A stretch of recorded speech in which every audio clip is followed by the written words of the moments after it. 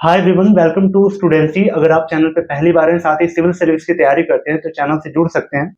ये वीडियो उन लोगों के लिए काफी इंस्पायरिंग और यूजफुल होने वाली है जो कि यूपीएससी के साथ स्टेट पीसीएस को कवर करते हैं। मेरे साथ एक एस्पिरेंट हैं चंदन, जिनका नाम है। 2019 के लास्ट में आए थे, अभी 2024 का लास्ट चलने वाला है। इनकी जितनी भी स्ट्रगल लाइफ है, इनसे आप क्या सीख सकते हो, साथ ही अपने प्रिपरेशन में उसको कैसे उतार सकते हो, ताकि वो गलतियां कुछ जो भाई ने फील किया या फिर इनको लगा कि यार ये कुछ मिस्टेक तो होती हैं एक एस्पिरेंट के लाइफ में, वो सारी चीजें इसमें हम कवर करने वाले हैं। तो ये काफी इंस्पायरिंग के साथ साथ भाई के इमोशन के साथ भी ये वीडियो जुड़ी है। तो चंदन भाई, पहले स्वागत है चैनल पे आपका। Thank you. आप अपने बारे में एक ब्रीफ जानकारी दें। मेरा नाम चंदन कुमार हुआ, मैं बिहार से बिलोंग करता हूँ और मेरा ग्रेजुएशन 16 से 19 रहा है। मैं ग्रेजुएशन 19 में पास आउट हुआ हूँ और मैं बिहार बी.आर. अम्बेडकर यूनिवर्सिटी मुजफ्फरपुर से मेरा ग्रेजुएशन है। तो आर्ट में था या फिर साइंस? नहीं, मेरा आर्ट से ही था। पॉलिटिकल साइंस है मेरा ऑनर्स पेपर। अच्छा। उसके बाद मैंने पीजी कर रहा हूँ, डीयू से कर रहा हूँ मैं पीजी। और उसके बाद मैंने जब ग्रेजुएशन मैंने अपने टाउन से ही किया हूँ। मतलब मैं मोतिहारी से किया हूँ, डिस्ट्रिक्ट से ही किया हूँ। 19 में आया, 19 के लास्ट में आया। कोचिंग के बारे में पता किया मैंने, बट मैंने कोचिंग भी लिया हूँ।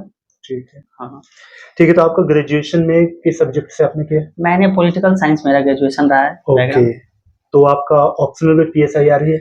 नहीं, मेरा ऑप्शनल थोड़ा ये था कि मुझे ऑप्शनल में थोड़ा सा इंटरेस्ट ऐसे लगा, हिस्ट्री की तरफ मैंने मूव कर दिया। क्यों?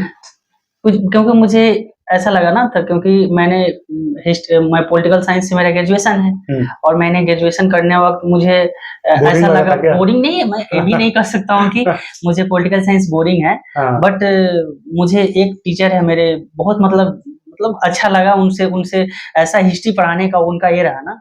मैं इंस्पायर हो गया सर से और मैं डायरेक्ट हिस्ट्री की तरफ मूव कर गया। नहीं तो मैं सोचा ही था कि पॉलिटिकल साइंस ही रखूंगा, पीएसआई ही रखूंगा, बट मैंने लास्ट में हिस्ट्री की तरफ मूव कर गया। पहला अटेम्प्ट आपने फिर आई थिंक 23 या 24? नहीं, मेरा पहला अटेम्प्ट 23 था, क्योंकि उस वक्त क्लास पीरियड ही था और मेरा क्लास का मतलब लास्ट ही चल रहा था। फिर भी मैंने सोचा डालता हूँ। ओके, 2024 का अटेम्प्ट आपका कैसा रहा है आपके हिसाब से? 2024 तो ऐसे लग रहा था कि मतलब एकदम हो ही जाएगा, बट अनएक्सपेक्टेड था। और मेरा शायद अब पेपर 2 में शायद गड़बड़ है, मतलब क्योंकि अभी तक सीसेट में कुछ गड़बड़ है, क्योंकि जब तक उसका फाइनल रिजल्ट नहीं आ जाता हम लोग अपने आप को इवेल्युएट ही कर पाएंगे, दूसरा तो कुछ तो है नहीं।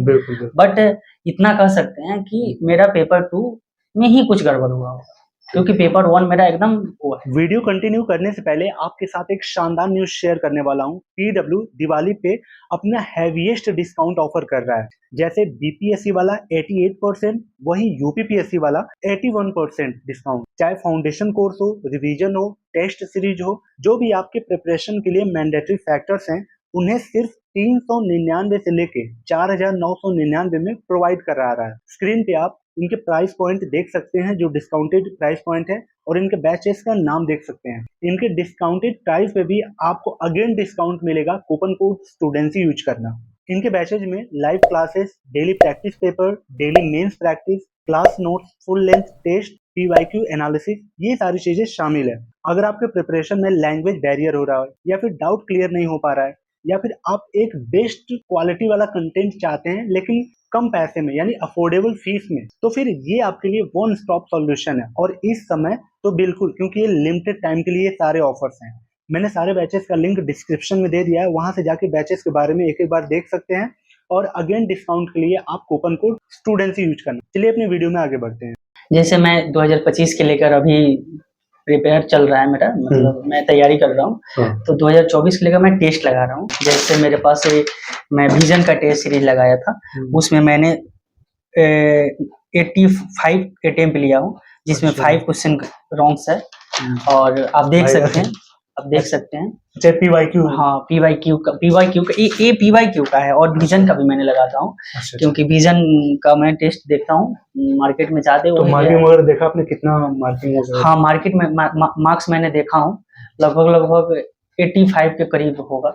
अच्छा, मतलब हाँ। यानी स्कोर वगैरह ठीक ठाक हाँ, है, ये रेंज स्कोर में है, बस वही लग रहा है सी सेट में थोड़ा सा हाथ हाँ, टाइट हुआ है। सी सेट में थोड़ा सा वो कॉम्प्रिहेंशन जो है ना। दिल्ली में कितना लगभग खर्चा आ जाता है अगर कंटेंट को भी कंसीडर करें, आपके रूम रेंट को कंसीडर करें, खाना रहना, दोस्तों के साथ घूमना, वो सारी चीजें, आना जाना, कितना लगभग मंथली बैठता है? देखिए सिंपल ऐसे देखा जाए तो 5-6 हजार तो रूम रेंट है।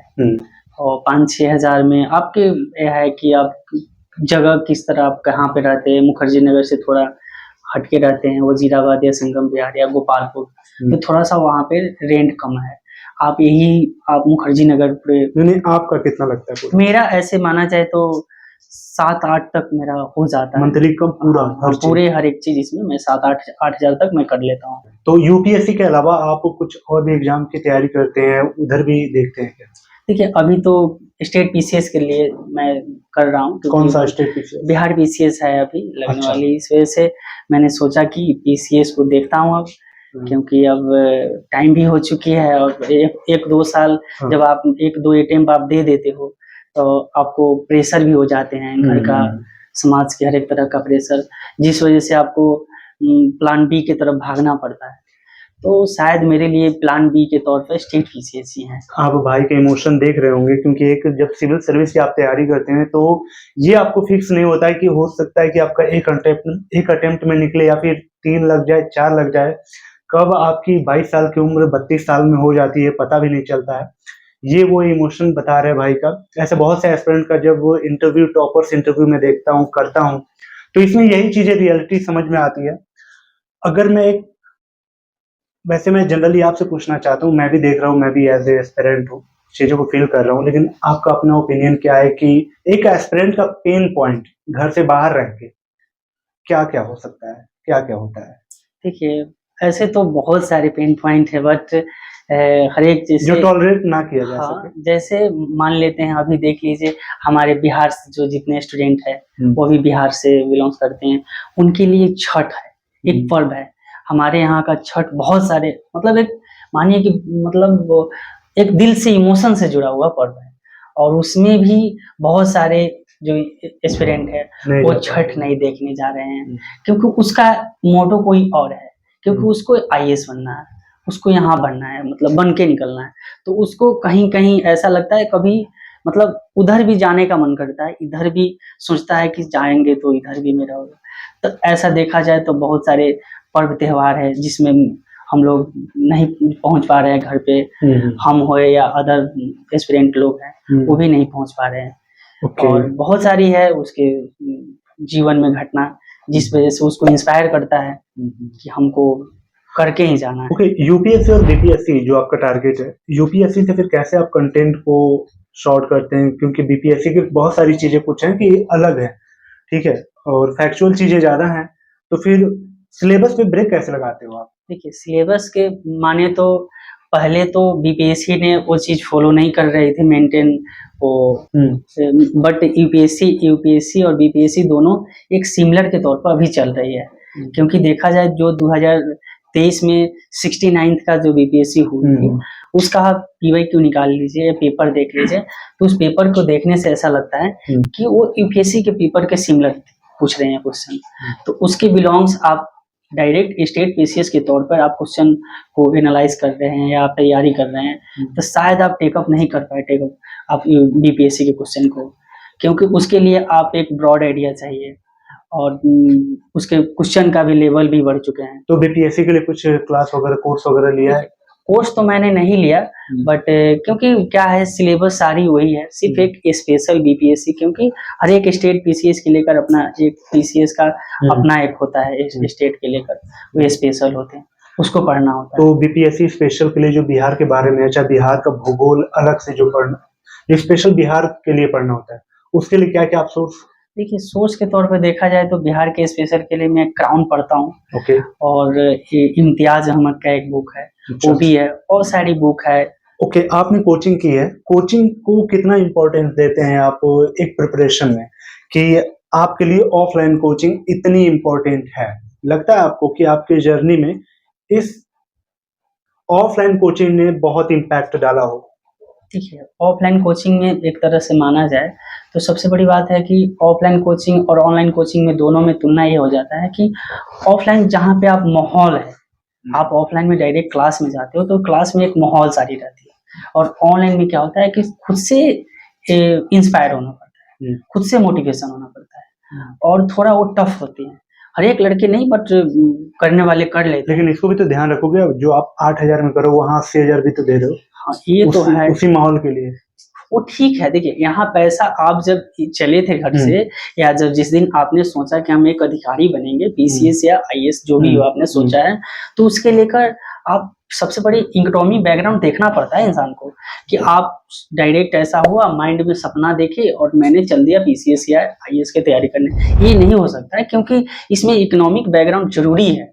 आपका 1 2 3 अटेम्प्ट चाहिए इसमें। हाँ, उतना टाइम पे सस्टेन करने के लिए, और उतना आपको पहले ही सोचना पड़ेगा। ये बात है कि आपको अब जहाँ पे आप सेटिस्फेक्शन हो आपका, कि हम ऑफलाइन करें या ऑनलाइन करें, ये आप पे निर्भर करता है। तो चंदन भाई, अब पूरे दिल्ली में जब से आप रह रहे हो, ठीक है, कोई ऐसा मोमेंट रहा हो जो कि यार बहुत दुखदाई रहा हो? खैर, एक एस्पिरेंट के लिए लिस्ट में नाम ना देखना ही सबसे बड़ा दुखदाई है, उसके अलावा देखिए मेन चीज है कि अब आप साथ तैयारी कर रहे हो, आप प्रिपरेशन कर रहे हो, तो ऐसा नहीं है कि आप अकेले चले थे, आपके साथ और मित्र लोग चले हैं, दोस्त हैं। उसके बाद क्लास पीरियड में बहुत सारे दोस्त मिले।